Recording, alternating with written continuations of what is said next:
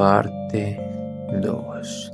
Los años pasaron lentamente para Ryo, quien a sus 18 años ya se había convertido en un hombre marcado por la tristeza y la incertidumbre. El dolor de su muñeca nunca se desvaneció por completo, pero había aprendido a vivir con él. Cada día era una batalla interna. Por un lado, sentía el ardor de su juventud, la chispa de aquel samurái que había soñado ser, pero por otro lado, su cuerpo le recordaba su limitación. La muñeca dañada era su constante recordatorio de lo que había perdido. Sin embargo, el ninjutsu le permitió encontrar algo en lo que aún podía sumergirse sin restricciones.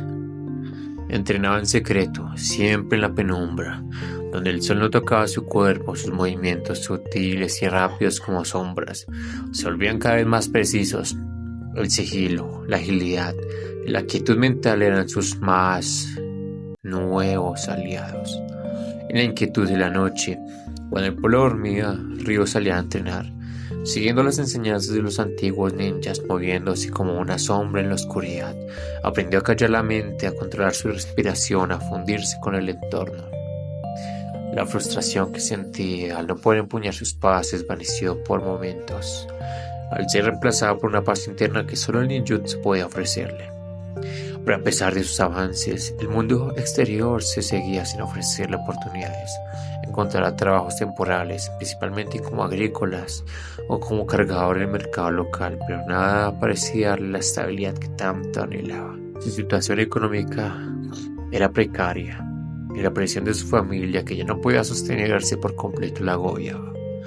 La sensación de estar atrapado en una rutina sin salida lo consumía, y cada vez que pensaba en sus sueños de grandeza, sentía que estaban demasiado lejos, demasiado inalcanzables. Su vida, como su muñeca, parecía permanentemente dañada. A los 20 años, Ryo decidió que ya no podía seguir viviendo en la oscuridad. Ya no quería ser solo un espectro, un hombre atrapado entre las sombras de su propio pasado. Necesitaba algo más, algo que lo sacara de su sufrimiento. Fue en ese momento cuando escuchó hablar de un guerrero legendario, un hombre que había sido testigo de grandes batallas y que había aprendido el arte de combinar las antiguas técnicas samuráis con las sombras del ninjutsu. Se decía que este guerrero era capaz de moverse entre el mundo de los humanos y el de los espíritus, un maestro que había trascendido las limitaciones físicas y mentales del cuerpo. Su nombre era Kuroshi, y su vida estaba rodeada del misterio y la ley.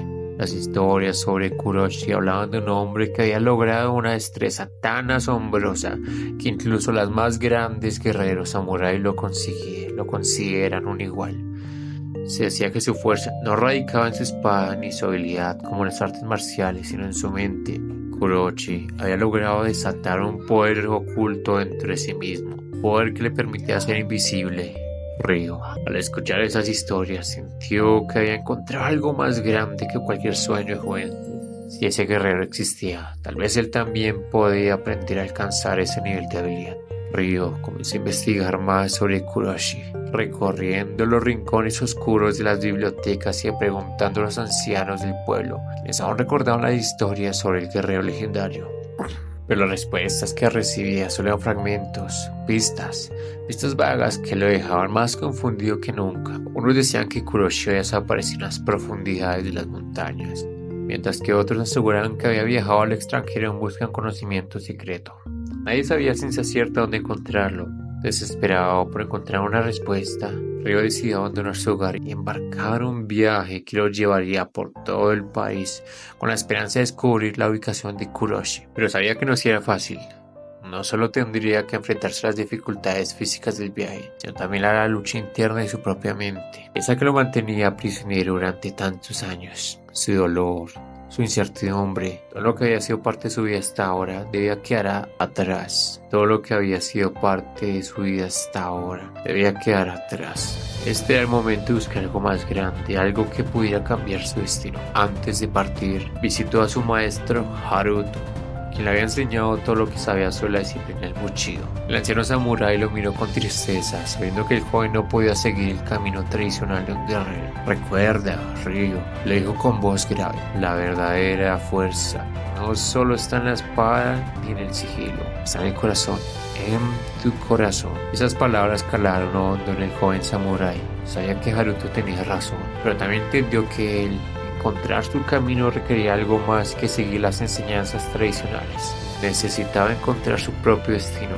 no su propia verdad. Aún así, con el corazón lleno de esperanza, Ryo partió hacia lo desconocido, dispuesto a encontrar a Kuroshi y a desentrañar el misterio de su poder. Sabía que su viaje no sería fácil, que enfrentaría innumerables desafíos, pero por primera vez en muchos años sentía que el futuro ya no era una sombra en su mente. Había una chispa en su interior, una chispa que podría convertirse en fuego.